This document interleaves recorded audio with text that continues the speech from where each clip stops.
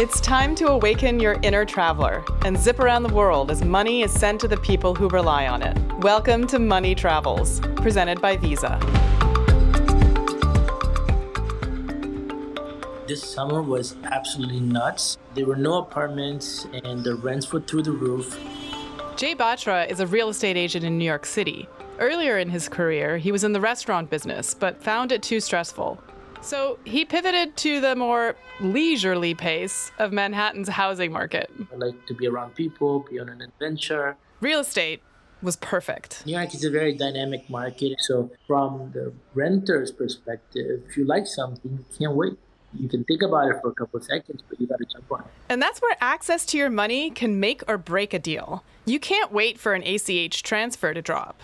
2 business days in New York real estate is an eternity. Things come and go in split seconds. Welcome to Money Travels, presented by Visa. I'm Indre Viskontas. On this podcast, we follow the money as it zips around the world, enabling our fellow humans to survive and thrive. And we talk to the experts who are building the tools that will transform the next generation of money movement. Whether it's instantly paying for something in a store or online, or sending money to a friend or relative, we've come to expect continuous access, speed, and convenience when it comes to the real-time movement of our money. But why is it then that when it comes to transferring money between our own accounts, the process can become cumbersome and frustrating? Let's uncover how account-to-account transfers should and can occur in real time with Nicole Stiller, VP, Head of Domestic Payments for North America at Visa Direct, and Horacio Diaz Adda, CFO at Step, a first-of-its-kind financial platform that empowers teens and adults to build credit, invest, save, and spend. Welcome to Money Travels, Nicole and Horacio. Thank you. It's excited to be here. Thank you. Same. Super excited. Several recent surveys have asked U.S. teenagers how they feel about their financial futures. And a lot of them are unsure, not only of how they'll pay for college, but even just sort of basic financial literacy seems like something that is causing them some anxiety, and especially when it comes to their futures.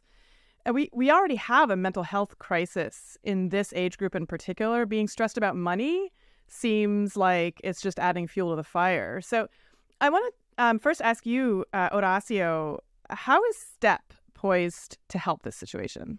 Step, for context, we're a financial services platform focused on teenagers and young adults, not just teenagers, Gen Z more broadly. And we see this every day with our users. Gen Z is in some ways more financially empowered, I think, than most other generations, if I compare to sort of when I was a teenager and a young adult. And obviously that comes with increased level of stress. Are you doing the right things? Are you taking the right considerations? Are you making the right decisions at different points in time? And our goal at Step is, I would say, twofold. One is to provide the products to help people get started on their financial journey with the right foot. Chicken tongue. And second, provide them with the tools and the knowledge to make good use of those products and just make good financial decisions in life. And I'd say it's very clear that Step has kind of hit like really something like core to this demographic and to this generation. Since we launched the product just over 2 years ago, we signed about 4 million users. I think within the first 5 months or 6 months, we signed about 1 million users, which is like absolutely incredible. Wow. The demand from the products and just how, excited and eager they were to have a tool for the first time that was easily accessible for them to be able to manage their financial lives. Why do you think this particular generation is so empowered? It's a great question. I think it's definitely something around, social media and the way the ease with whom they communicate, not necessarily just with people in their neighborhoods or in their schools, but, across the world. So the access that they have to folks, peers that, think and are facing different realities. Many of the folks are in their later teens, were early teens, or even young kids in families that but particularly in the U.S., struggled during the 2008 financial crisis, etc. I wonder whether there is some of that in the issue as well. I want to get back to sort of then what Step provides. Like, let's say they're an influencer on a social media app and they get paid. What additional value does Step provide beyond something like that? Our vision for Step is to be the financial services platform of choice for Gen Z. I mean, in some ways, our goal, you could say, is for every teenager to get their financial journey started on Step and hopefully use Step for years to come. Our initial product, what we launched with about 2 years ago, was both a P2P platform that kids could use with their families, with their friends, etc. And let's call it a traditional bank account attached to a spend card. And I call it very consciously a spend card because it's kind of a hybrid of a debit card and a credit card. It's really a credit card, but from a UX perspective, it feels more like a debit card. But the really unique thing about the Step card is that it enables teenagers to build credit history before they become 18. And this is something that's uniquely very, very differentiated about our product. Now, from where we are today, we've since then added the ability for teens for our users to save money. We're working on the ability for your users to invest money, both in the stock market and cryptocurrencies. And we will continue to build out our platform depending on, given what our users are asking. And the great thing about teens is they have a very high bar for what they expect from financial services. Their benchmark of what a good financial services institution is not the branch. They're telling us all the time what they want more of, what they want, what things they want to be better. And we'll continue to expand the platform from input from our users for sure. And is there anything you need to worry about in the fact that these are minors? How does the permission system work? Yeah, that's a great question. And it definitely makes our business a lot more complex and a lot more interesting in some ways. So every teenager on Step has their parents or a supervisor, a guardian on Step as well. And, the guardian is not only required to be able to open the account or to make the account functional if you want, but then also the guardian or the parent sponsor, we call it sponsor internally, is able to see the financial transactions, the activities that the teen has, where they're spending their money, who they're sending money to, who they're receiving money from, etc. We've taken a very, let's call it, opinionated perspective that we don't want parents to control the activities of the teenagers, but we do want them to be able to see what's happening. But the reason why we don't want to provide controls is because we actually want to encourage conversations in the family so that when the parents are no longer around or the guardians are no longer around, hopefully through those conversations, they've developed good habits. Yeah, it sounds like someone at Step has taken a good parenting class because this is all really good advice. Nicole, I wonder if you want to jump in a little bit and talk about sort of the benefits of real-time payments versus, the traditional, ACH transfers that took time. This generation expects things to happen instantaneously. And, there are probably benefits and costs or risks in terms of making these payments quicker, both for the parents and for the users. I think it's hyper relevant for teens, but I think it's relevant for everyone as we've shifted to digital payments and this idea that you can email anybody in the world and they get it instantly. You can text people whenever you want. You can order pizza to be delivered to exactly to your house directly from your phone. And this idea that things are happening both digitally and instantly is manifesting in expectations for money movement. And I think as Horacio described, it's for people that are digitally native, like Gen Z and others, it's more prevalent. But even so, I had to pay my mom money back for my sister's joint birthday present. I had to open a 529 account for my daughters. I had to cash out funds from a brokerage account, and all of those I did online. But the expectation when I actually cashed money out of my brokerage account because my hot water heater broke, and I'm hosting for people, and I go, oh my gosh, we have this huge expense. And they were like, well, I have to wait for the trade to settle, and then I have to wait, 5 more days. So it was like a week before the money got back into my account. And I'm thinking, what is going, I want to go to the store and like go buy this stuff. And I think that expectation and experience that folks are having every single day. And we actually Visa conducted a study to just understand exactly how that manifested. 88% of the people that we surveyed said that they want real-time access to their money.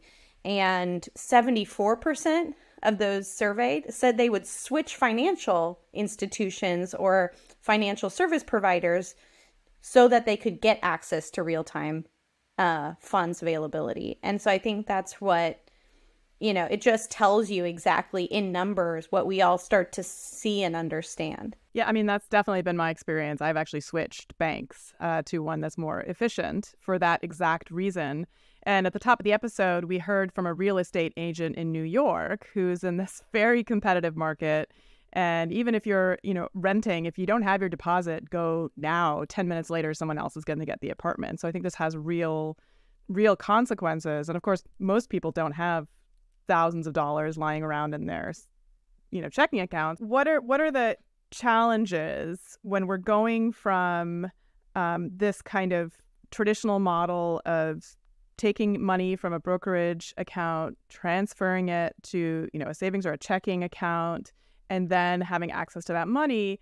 Like, where are the pain points, and how has Visa Direct or STEP solved that problem? I think it's a really good question, and often we get the when I talk about at dinner parties, Nicole, what do you do? I work for Visa. I work for Visa Direct about real-time money movement. And they're like, I thought Visa was a credit card company, and the reality is and it will get to the question that you asked, is Visa is a network that's been connecting banks and businesses so that you and I could go to the store and, get a television, a big or, go to the store and buy groceries for the week. We give them a debit card and then we walk out with the stuff. Well, that has to happen. That money has to be exchanged, and people have to know and trust that money is going to move when you replace, from cash into something digital that nobody can seize, but money's happening. And what the challenge has been with money movement, and that's what Visa Direct has done, is built on that infrastructure of, consumer to business payments, and saying, hey, businesses can actually pay consumers, right? Whether it's payroll, whether it's, a disbursement, whether it's account funding. And so when I think about why is it hard to move money instantly, it's because there are multiple people. When you and I would just exchange cash, you saw me and I saw you, and I handed you the cash, right? Or I handed you a check, right? So you saw the money and you saw it was good. When you and I are still interacting, but there are banks on both sides, and there's, parties in between that says, do I know that person? Do I trust it? How do I validate that person has money, who they are, who they say they are, that I can believe that it's going to happen, so that I can, provide my good or service, or I can, make the funds available to you in a STEP account, as an example. And I think that's where the technology underneath is really important, and that's what the Visa Direct network is all about.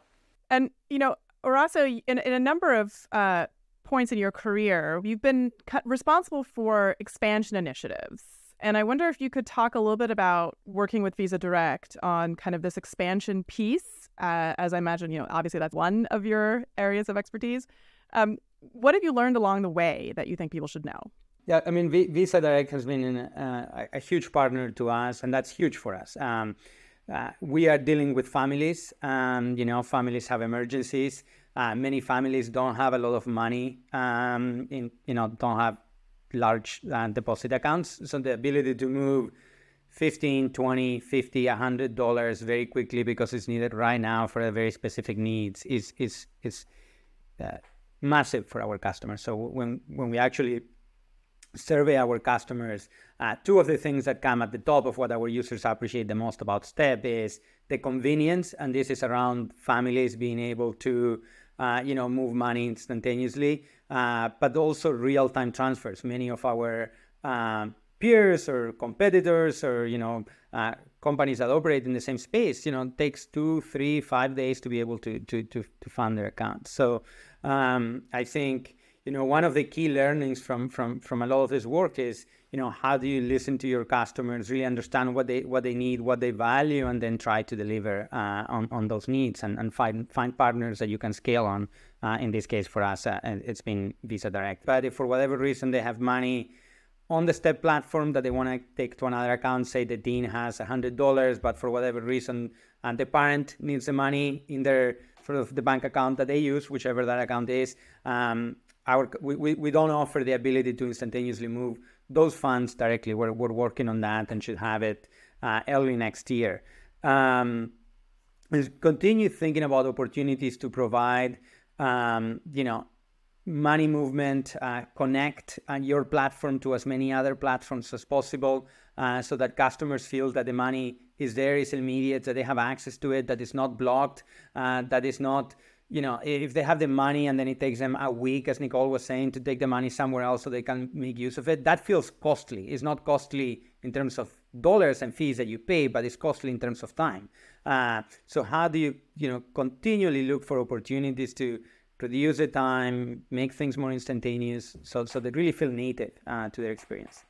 And actually, from a learning perspective, that's really important because teenagers don't yet have a fully functioning prefrontal cortex, and delayed gratification makes learning really tough. But if you can see the effects of your actions immediately, I can imagine that really helps them learn. Oh yeah, absolutely. I mean, we see this all the time. I mean, let's say they make a purchase at Amazon and then they cancel the purchase and they expect the refund. And if the refund doesn't happen within 2 minutes, they're writing to Step being, hey, why didn't I get my refund from Amazon? Or, when is the money? They don't have the concept of something is pending. Why should it be pending? Why isn't done already?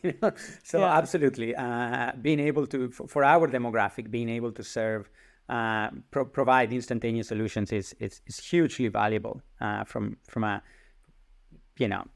quality of service, perception, etc. Nicole, you talked about some of the investigations or surveys that Visa has done about sort of their consumers and use cases. What insights has Visa gained sort of globally from that perspective? Yeah, I think the digital transformation and expectations on real-time access to funds is prevalent in all like first world or developed countries, right? But the ability to do so is different based on country.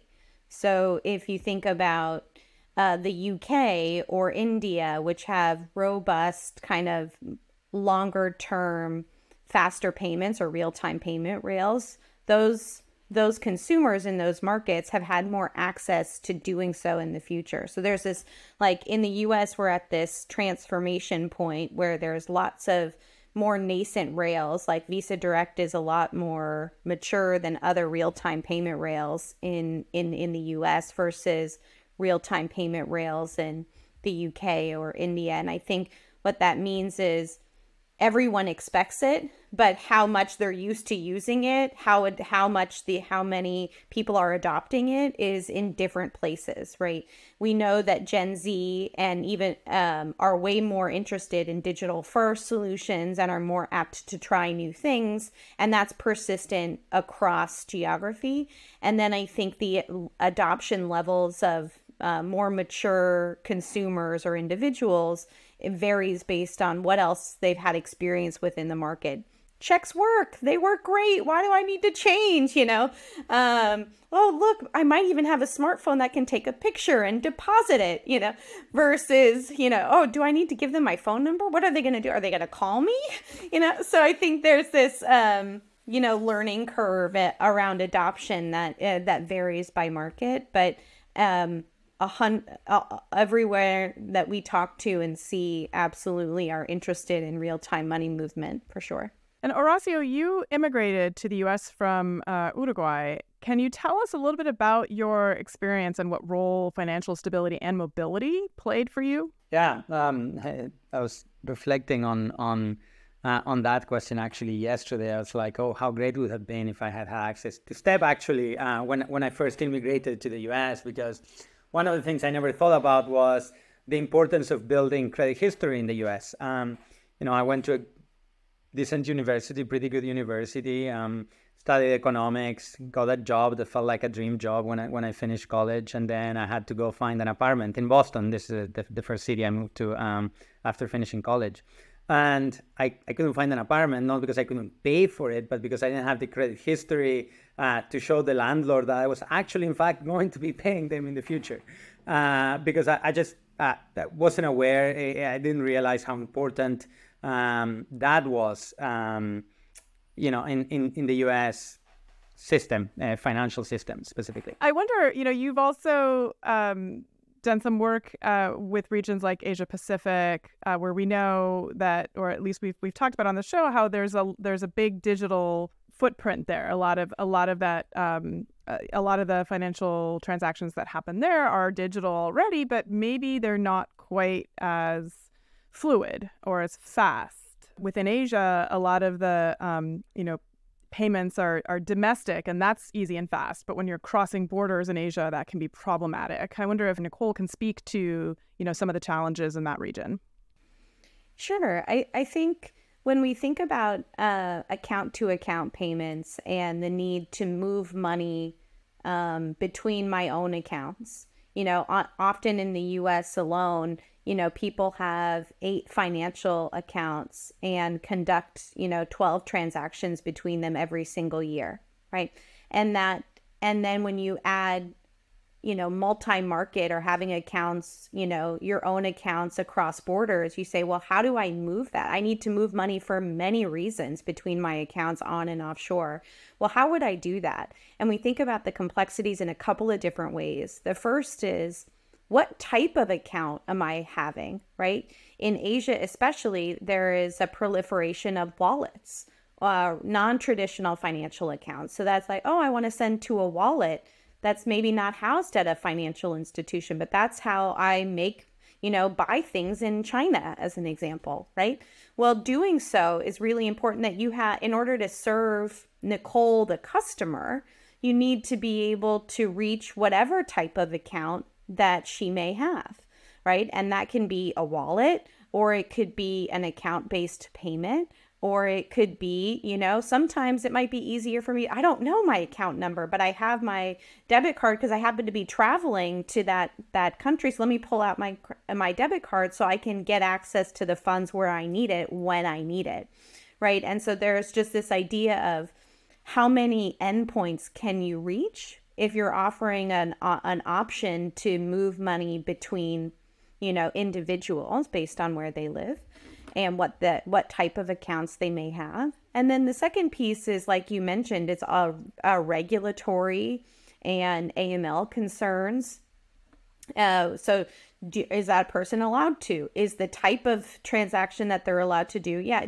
Do you trust Nicole? Do you know who Nicole is? Is Nicole a sanctioned person in that market, right? There's a lot of things that financial institutions and the networks that are moving this money have to make sure that we are combating fraud and honoring all of the regulatory requirements in each of their jurisdictions. And that's a lot of the complexity that Visa and Visa Direct is trying to solve for, so that when companies like Step and others who just want to support the individual, and this teen who maybe is an army brat and needs to move around the country, how are they going to do that, right? And they need to have access to everything, and we want to make sure that the fintechs and companies that are innovating on our network have access to best in class, reach, that's simple and secure for anybody who's going to innovate on the network. Generally, when we think about the time that elapses between, say, ACH transfers, so 2 to 3 days before it lands in your bank account, et cetera, there's this perception that increases the security of the transaction. And I wonder if it's, if it's the opposite, in some ways, real-time authorization, like if I'm gonna buy something off of, Facebook Marketplace, I'm not gonna tell the person, okay, yeah, in 2 to 3 days you'll get your money, but can I have my, bunk bed now? They're never going to give it to me, right? It's like much safer to be like, okay, well, wait for it to be in your Stab account and you can see it, and then I can, haul away the bed frame.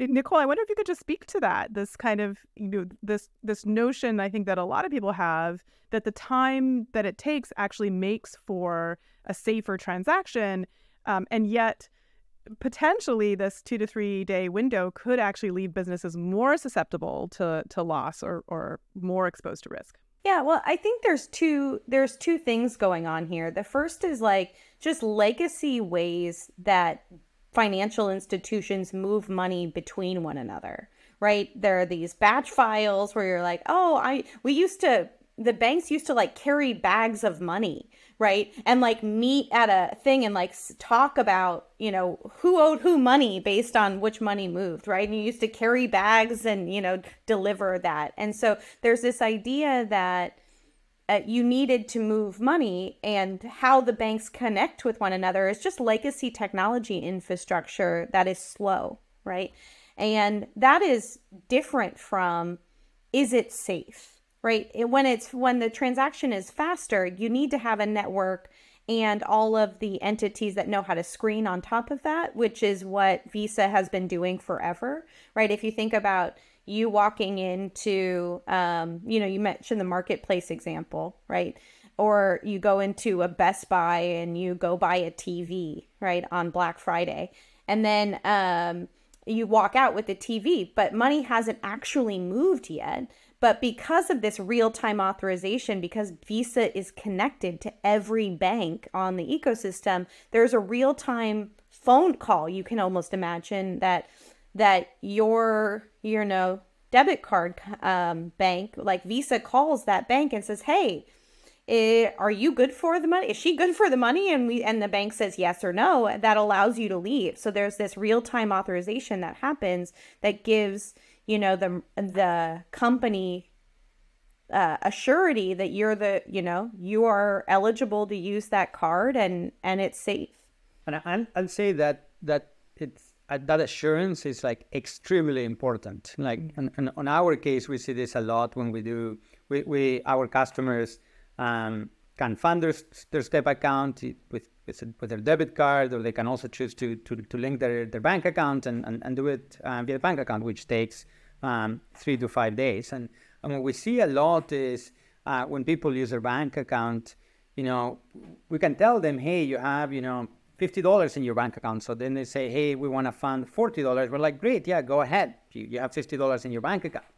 But maybe 3 days later, when that ACH request actually hits their bank account, maybe they only have $20. So like one or two things happens. That their money request gets returned. It's pretty frustrating to wait 3 days or 4 or 5 days to then be told, hey, actually, no, just kidding, you didn't get your money. So that's one potential outcome. Or another potential outcome is they get overdrafted in the other bank account. Well, that's also extremely frustrating. So the ability to get that like real-time phone call to know whether you're good for the money, it's actually not just valuable for us, it's extremely valuable for the customers to avoid these frustrating experiences, which maybe folks like you and I, maybe we don't experience because maybe we have more than $50 in our bank account. But for a teenager or for a family that's struggling to get to the end of the month, this is like really important and pretty critical. So it has real life implications from that perspective too. So I can understand why, STEP would benefit from this network that Visa Direct provides. But Nicole, how does Visa benefit from partnerships with companies like STEP? I love this question because if we think about Visa and Visa Direct as an iPhone or just, a smartphone, right? And you think about, why is a smartphone so awesome, right? Is it awesome because it's a phone, or is it awesome because there are these custom applications that get built on top of it that, has like my photos and has my email and has my, my fitness tracker. That's what makes it exciting. And when I think about the mission of a company like Step, which is all about financial inclusion, financial wellness for this population of teens that really need it and that are underserved in the market, that's not going to come from Visa. It's going to come from the Step application that's built on top of it that really builds an integrated approach to meet teens where they're at, and give them a bespoke solution that only Step could provide, right? And so we're excited to have an open platform that allows for, vetted financial institutions and their partners in fintech like Step to really create solutions that solve real people's problems, and that's really where Step comes in. So this would be a great place for us to move on to the last part of our episode, which is our rapid fire questions. But before we do, I just wonder, Nicole or Horacio, is there anything that you still would like to add to this conversation? I think the example that Horacio was describing around real-time funding and the authorization, like if you think about a story, and I used to go to the movies, I hope the movies come back. But as a teenager, it was one of the things that I got to do all by myself, as without parents. And popcorn is expensive. I bought the ticket and all of a sudden I want to go buy popcorn. Well, how am I going to go do that? Well, I need to add funds into my account, right? So who am I going to call? I'm going to call my mom. Hey, Mom, can I have some money? And now because of $50, I need $50 for the month. Especially if I wanted a soda, like Diet Dr. Pepper. Oh my gosh. So Diet Dr. Pepper and some buttered popcorn is my jam. And I need $50, right? Because that's how much those cost nowadays. And so I'm going to call, and because of platforms like Step and Visa Direct, the mom, let's put you in this example, right? You're going to use your debit card and the Step platform is going to say, oh, okay, your bank has authorized that transaction, right? You are good for it. So it's a yes, right? So they can then automatically give me, Nicole, the hungry teenager, funds into my account immediately without worrying about whether or not you're going to overdraft, right? Whether or not you're going to, not have money in the account, and then Step has already given Nicole money, or I only can get the popcorn and not the Diet Dr. Pepper because, there's not enough money in the account. So I think that's really brings this idea to life around how this real-time technology and this real-time authorization allows, the mom to feel comfortable, the teenager to get real-time access, and to Step to make sure that funds are available in real time for the teen. Well, I'm sold. I mean, if this gets one less request from my ever hungry kids to feed them, and it's just, on my phone, that sounds like much more efficient. Maybe one more thing from my side, maybe less at the Step specific level and more sort of at the industry-wide level. I think for years now, I don't know, maybe 10, 12, 14 years, we've been talking about open banking and whether sort of that's a reality or a promise. And maybe in some regions, it's more of a reality than a promise. If I think about the US, great, you can have, 15 different banking apps. The reality is like, if moving money between them takes, 5 days or 7 days at best, as Nicole mentioned in some cases, well, it's this open banking thing is really like a promise. It's like it's very unopen if it takes so long to move money in between. So not just as someone in the industry, but also as a consumer, I think the promise of being able to move money seamlessly between my different financial service providers, I think it's hugely important and impactful, and hopefully something where we can continue to make progress as a country. All right. Well, on Money Travels, we like to end each episode with some rapid fire questions. Horacio, how do you think Gen Z will change money movement or our financial future more generally? Their baseline expectation for financial services is not the branch. So they're not saying, hey, think this is so much better than a branch. They are pushing platforms like Step and our peers to really take experiences and our products and the way we think about convenience to a totally different level. So I think we're only at the very tip of the iceberg of how far they're going to push us to really deliver much, much better products. Nicole, what do you think you'll miss most when cash no longer exists? For now, it means that I'm relying on a phone, and I am trying to continue to stay present in the moment. And so, oh, I want to pay. And then I get out my phone and I just said no screens. So I think there'll be a period of time until like there's some chip in my, brain that just scans me, the person. I think that's what I'll miss the most, having to rely on a screen. Nicole, what do you wish you could tell your 18-year-old self related to financial literacy? I think I would like to push myself to have bought sooner. I live in the Bay Area, and I really wish I had tried really hard to buy that studio apartment at the time, because I would have been better off for it. Horacio, what do you think is overrated when it comes to financial technology? I don't know about overrated, but I think underrated, honestly. One of the things that's really, really hard for financial technology firms is the combination of, or the intersection of identity management and risk management. It's extremely hard, and you're constantly trying to balance this tension of protecting the users, protecting the financial ecosystem, protecting the company, ourselves, but at the same time minimizing friction to our users. Nicole, what aspect of money movement is more complicated than most people think? When you move from face-to-face transactions where I see the person and I'm handing the money, when there are multiple parties and steps digitally in between and across markets, it is very complicated to ensure that Nicole is paying Horacio and doing so, validating that it's me and all of the steps in between. All right, last one. Can you predict the future of money movement with a single catchy phrase? I think for me, it's just be instant. Mm-hmm. To me, it's all about digital, fast, and integrated. Well, Nicole and Horacio, thank you so much for joining us on Money Travels. Thank you. Thank you for having us.